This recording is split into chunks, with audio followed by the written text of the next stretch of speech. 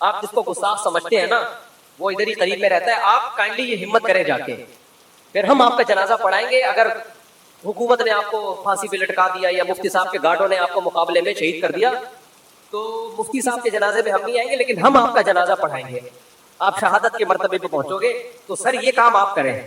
یہ تو اس کا اصل جواب ہو گیا. جمعے میں نا جب بھی آئندہ دوبارہ وہ بولے نا گستاخ واجب القتل ہے تو آپ کھڑے ہو جائیں، آپ بولے سر یہ کام آپ کریں، یہ پسٹل ہم آپ کو دیتے ہیں. یہ جو صحرا ہے نا یہ آپ اپنے یہ کریں، اپنے مریدوں کو بیوقوف بنانے کے، یہ اپنے مریدوں سے یہ کام کرواتے ہیں، ان کو جیلیں ہوتی ہیں، گارڈ بعض دفعہ ان کو الٹا جواب میں مار دیتے ہیں اور یہ ہیرو بن جاتے ہیں. تو پہلی بات ہے. دوسری بات یہ کہ جب اس نے میرے خلاف بولنا شروع کیا تو پھر میں نے اس کو ایکسپوز کیا کہ اس کو تکلیف اس بات کی ہے کہ میں عاملوں کے خلاف بولتا ہوں اور مجھے اس کے بارے میں مستند جگہوں سے پتا چلا ہے کہ یہ خواتین کے بنیان سنتا ہے. تو اب اس کو چڑوری ہے اسی چیز سے بنیان بنیان بنیان. تو اس کا حل یہ ہے کہ آپ بنیان سونگنا چھوڑ دیں. آپ کی عزت اس میں نہیں ہے کہ آپ میرے خلاف باتیں کرنا شروع کریں، آپ کی عزت اس میں ہے کہ بنیان سونگنے والا کام بولو چھوڑ. لیکن غیرت ہوگی تو یہ کام چھوڑے گا. ان کا دھندا بنیان سے چلتا ہے. تو وہ بھی بے غیرت ہے جو اپنی بیویوں کے بنیان ان لوگوں کو لا کے یا عورتوں کے بنیان سنگاتے ہیں یا اپنے بنیان سنگاتے ہیں. اور جو سونگتا ہے اس کا تو امیون سسٹم بہت ہی بوسٹ کیا ہوا ہے، تو ان کو تکلیف اس بات کی ہے. تو اس لیے میں اس کو کہہ رہا ہوں کہ شرافت سے باز آ جا، ورنہ سافٹ ویئر اپڈیٹ کرنا ہمیں بھی آتے ہیں، ٹھیک ہے نا. اور اصل بات یہ کہ بنیان چھوڑ دے. تو تو بنیان سونگنا چھوڑ دے گا تو ہم بولنا بھی چھوڑ دیں گے. اور ہم تو بول رہے ہیں تیری وجہ سے، دفاع میں بول رہے ہیں، ورنہ بنیان سونگنے والے تو ہزاروں پڑے ہیں. ہم نے کبھی بولا کسی کا نام لے کے کسی کے خلاف؟ یہ مسئلہ. خیر اب کہاں نکل لیے، آگے چلتے ہیں میرے بھائی. بس جلدی سے 5 منٹ میں میں یہ مکمل کرتا ہوں موضوع. تو اللہ نے فرمایا وَلَا تَقْتُلُوا النَّفْسَ الَّتِي حَرَّمَ اللَّهُ إِلَّا بِالْحَقِّ، کسی انسانی جان کو قتل مت کرو. وَمَنْ قُتِلَ مَظْلُومًا، اگر کسی نے تمہیں قتل کر دیا ہے یا تمہارے کسی ریلیٹو کو، تو خود سے یہ نہیں کہ قاتل کے بھائیوں کو قتل کر دیا، دشمنیاں بڑھا دی. فَقَدْ جَعَلْنَا لِوَلِيِّهِ سُلْطَانًا، تو ہم نے مقتول کے ولی کو قدرت دی ہے کہ وہ قاتل کو قتل کر سکتا ہے. فَلَا يُسْرِفْ فِي الْقَتْلِ، لہذا قتل میں حد سے تجاوز نہ کرے. کیا مطلب؟ قاتل کو صرف قتل کرنے کی اجازت ہے قصاصاً، چاہو تو دیت لو یا اس کو قتل کرو.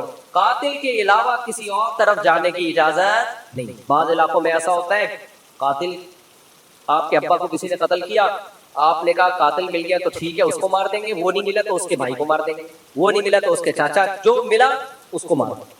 یہ بعض علاقوں میں ہوتا ہے، یہ ناجائز ہے بھائی. جو مجرم ہے صرف اس کو، مجرم کے علاوہ کسی اور کو قتل نہیں کیا جا سکتا. وہی ہو گیا جون پور میں نا، ایک آدمی نے کہا جون پور بڑا زبردست ہے، انصاف ہوتا ہے وہاں چلتا ہوں. گرو نے کہا نا، تو چیلے نے کہا کہ حضور وہاں نہ جائے، انصاف اتنا ہوتا ہے افورڈ نہیں کر پائے. اس نے کہا نہیں انصاف ہوتا ہے، سب کے ساتھ مساویانہ سلوک ہوتا ہے. تو اس ملک میں چلے گئے یہ، تو وہاں دیکھا کہ جلاد ایک موٹے آدمی کو پھانسی پہ لٹکا رہا ہے، اس کی گردن آ نہیں رہی تھی، گردن نہیں آ رہی تھی. اب یہ جو گرو تھا نا یہ باریک گردن والا تھا. تو جلاد نے بادشاہ کے کہا بادشاہ سلامت، جس کو قتل کی سزا سنائی گئی ہے اس کی گردن اتنی موٹی ہے پھندے میں نہیں آ رہی.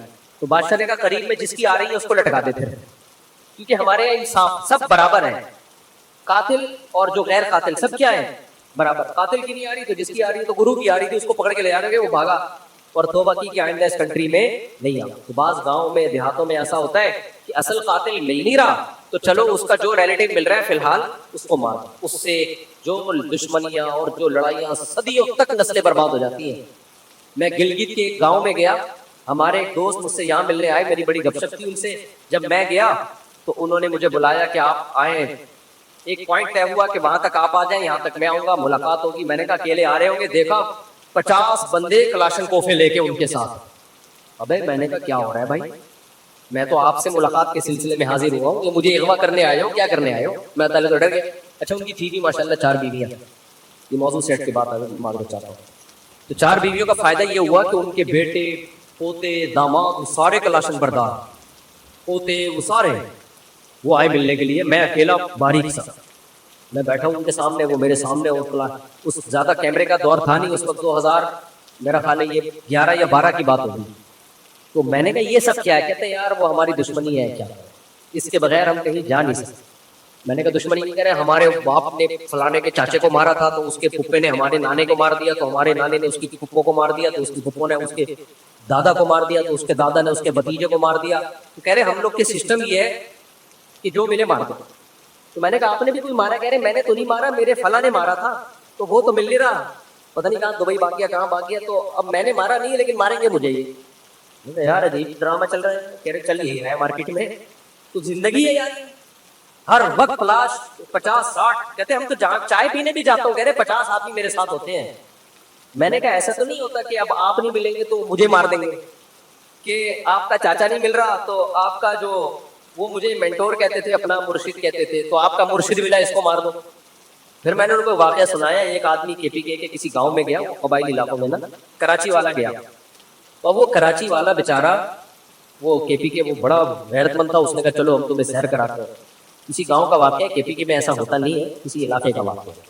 تو وہ اس نے کہا ہم چلو کراچی والے کو کہا تمہیں سیر کراتے ہیں. تو جانا ادھر تھا, بڑے لمبے راستے سے اس کو لے کے جا رہا ہے. کراچی والے نے بولا بھائی یہاں جانا تو گھما کے کیوں لے کے جا رہا ہے؟ اس نے کہا ہو ادھر ہمارا دشمن بیٹھا ہے, وہ فائر کرے گا. کراچی والا ڈر گیا, بھائی یہ تو مسئلہ خراب ہے یہاں پہ نا.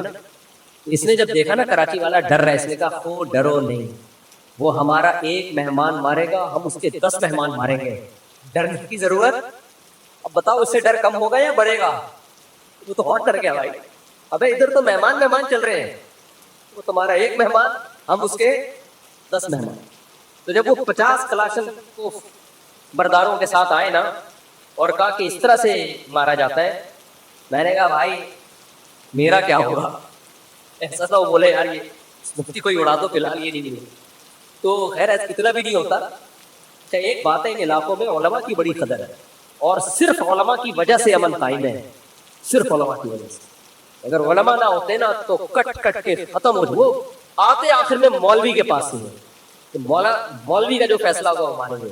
مذہب کی بڑی عزت ہے, یہ بھی ایک پازیٹیو چیز ہے. لیکن بھائی مذہب کو پورا فالو کرو. اللہ قرآن میں کہہ رہا ہے کہ قاتل کے علاوہ کسی سے 10 درازی کی تمہیں اجازت نہیں ہے.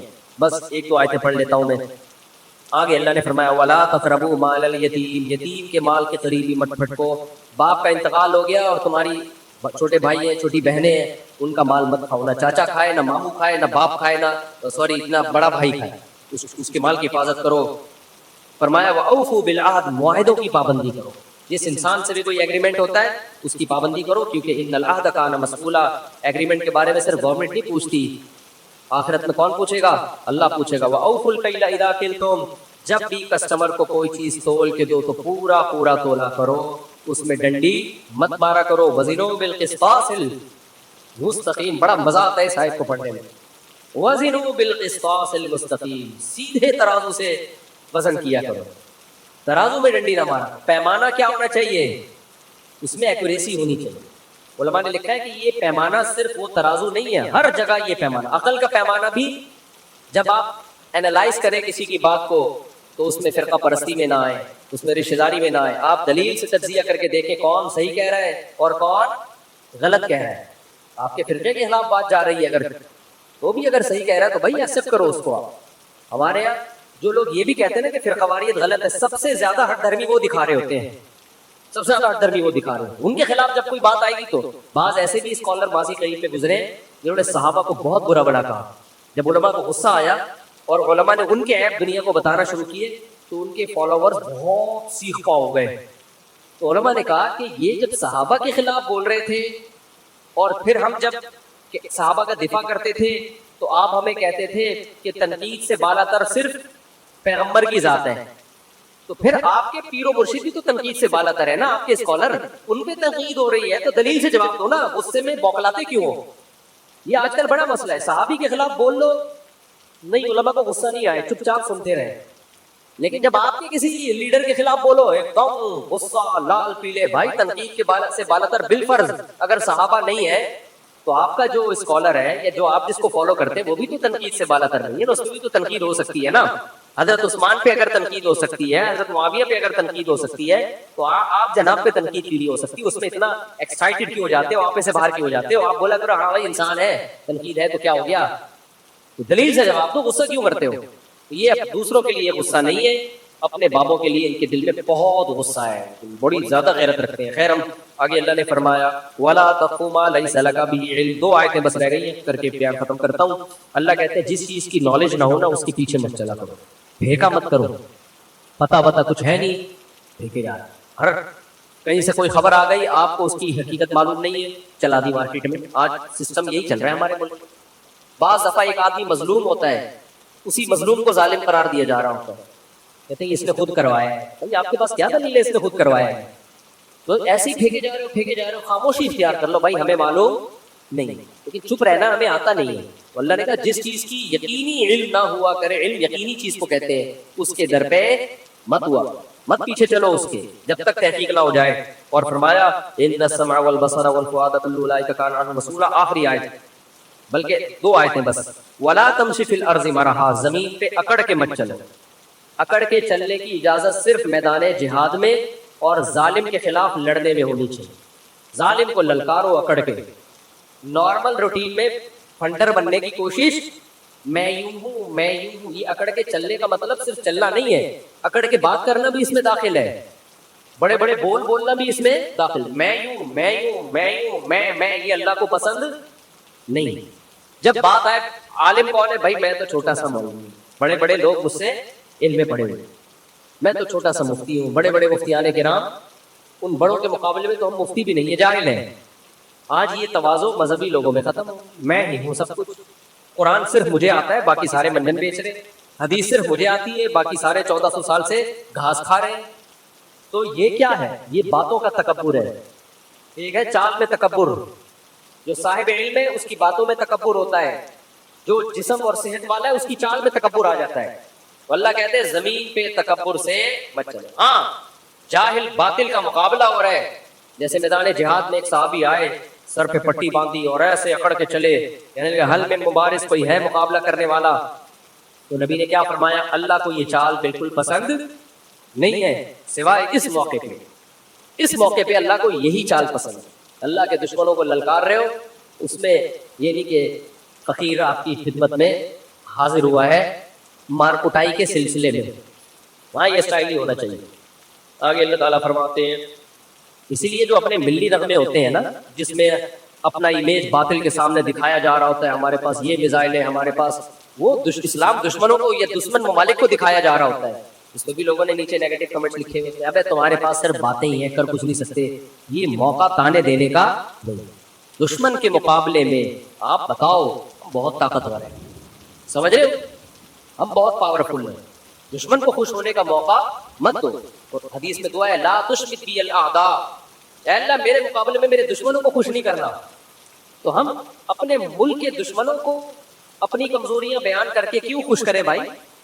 آپس کے پھڈے آپس میں حل کرو. اب کوئی ہمارا دشمن ملک ہے، وہ اگر کوئی نیوز ہمارے خلاف چلاتا ہے اس کو مت پھیلاؤ، اس کو بولو تمہاری ایسی کی تیسی. صحیح ہے نا؟ تو کون ہے بھائی؟ سیدنا معاویہ کا اختلاف ہوا نا حضرت علی سے، تو روم کے بادشاہ نے اس سے فائدہ اٹھانے کی کوشش کی. حضرت معاویہ نے ایسی دھمکی لگائی اس کو کہ ہمارا آپس کا مسئلہ ہے بھائی. اور مجھے پورے الفاظ یاد نہیں، اس کا مفہوم یاد ہے کہ جب علی رضی اللہ عنہ تیرے مقابلے میں آئیں گے تو سب سے پہلا سپاہی میں ہوں گا. ہم آپس کے پھڈوں میں یار ہم دوسرے دشمن ملکوں کو خوش کر رہے ہیں، وہ کہہ رہے ہیں یہ صحیح ہے، کرنے والا ہے ان کو کھا جاؤ. تو اس میں اپنے کنٹری پہ سمجھوتا نہیں کرنا چاہیے. آگے چلتے ہیں، بس یہ آخری آیت. اللہ نے سب کچھ کہہ کے آخر میں ایک بات بتائی کہ بھائی تکبر مت کرو. ذالک مما اوحی ربک من الحکمہ الیک ربک من الحکمہ، کہ یہ حکمت کی باتیں ہیں. وقضی ربک الا تعبدوا سے اللہ نے شروع کی اور یہاں تک فرمائے سب حکمت کی باتیں ہیں. آخری جو کلام کو ختم کیا، لا تجعل مع اللہ الہا آخر، اللہ کے ساتھ کسی کو شریک مت کرنا. توحید سے اللہ نے اس رکوع کو شروع کیا اور ختم بھی کس پہ؟ توحید پہ. اس کا 2 دفعہ حکم دیا کیونکہ ساری نیکیوں پہ پانی پھر جائے گا اگر شرک کر کے آئے. بعض لوگ ماں باپ کے ساتھ بڑے اچھے، سخاوت بہت زیادہ، بہت اللہ، کبھی یتیم کا مال نہیں کھایا انہوں نے، وہ بہت پیارے، پولائٹ، میٹھے، نبی کی محبت بھی بہت، لیکن یا اللہ کے ساتھ یا رسول اللہ مدد کے نعرے بھی لگاتے ہیں. اس لیے اللہ نے کہہ دیا اگر شرک کر لیا فَتُلْقَىٰ فِي جَهَنَّمَ مَلُومًا مَدْحُورًا، دھتکار کے ملامت زدہ بنا کے تجھے جہنم میں پھینکوں گا. میں ساری تیری نیکیوں کو برباد کروں گا. میرے ساتھ کسی کو شریک کیا، اللہ غیرت والا ہے، وہ شرکت برداشت نہیں کرے. چاہے ماتھے پہ اتنے موٹے موٹے سجدوں کے محراب ہو، ساری زندگی عبادت میں گزری ہو، ماں باپ کی خدمت میں گزری ہو، سخاوت کے دریا ہو، اللہ کی یاد میں روتے رہتے ہو، اللہ کہتے ہیں میرے ساتھ کسی اور کو یا مدد کہہ دیا نا مدد کے نعرہ لگا دیا، عبادت کر لی، معبود بنا دیا، زبان سے نہیں عمل سے بتا دیا کہ میں اس کو بھی معبود سمجھتا ہوں، شرک کیا، اللہ کہتے ہیں اٹھا کے سب نیکیاں برباد کر کے جہنم کا ایندھن بنا دوں گا، میں نہیں چھوڑوں گا۔ اس لیے شرک بہت ہی غلیظ اور بری چیز ہے، اللہ ہم سب کو بچائے۔ وقت کافی ہو گیا، کل انشاءاللہ پھر سبحان اللہ بیوی کا میں نے اس کا سوال یہ تھا کہ شوہر نے 2 طلاقیں دی ہیں اور بیوی کہہ رہی ہے 3 طلاقیں دی ہیں، بیوی کے پاس کوئی گواہ نہیں ہے۔ اب گواہ نہیں ہے تو مفتی تو شوہر کی بات کوئی بولے گا بھائی گواہ نہیں ہے تو ایسے تو کوئی بھی عورت کہہ دے، لیکن عورت کو اگر 100% یقین ہے کہ شوہر جھوٹ بول رہا ہے تو عورت کسی بھی طرح سے اس سے الگ کی اختیار ہے، اس کو قریب نہ آنے دے۔ ایسی صورت میں کورٹ کا سہارا بھی لیا جا سکتا ہے، ایسی مجبوری میں یک طرفہ خلا لے لے، وہ کورٹ تو یک طرفہ خلا کہے گی، لیکن ہم یہ کہیں گے چونکہ 3 طلاقیں دی ہیں تو ویسے ہی حرام ہو گئی ہے، تو کورٹ کا ایک ڈاکومنٹیشن کے لیے۔ لیکن جب عورت کو 100% یقین ہو، ڈرامے بازی نہ کر رہی ہے، سمجھتے عورت جھوٹ بول رہی ہے تو پھر تو اللہ کا عذاب آئے گا اس کو۔ اسی وجہ سے کیونکہ گواہ نہیں ہے نا تو ہم مرد ہی کی بات کو لیں گے نا کہ بھائی تمہارے پاس گواہ تو نہیں۔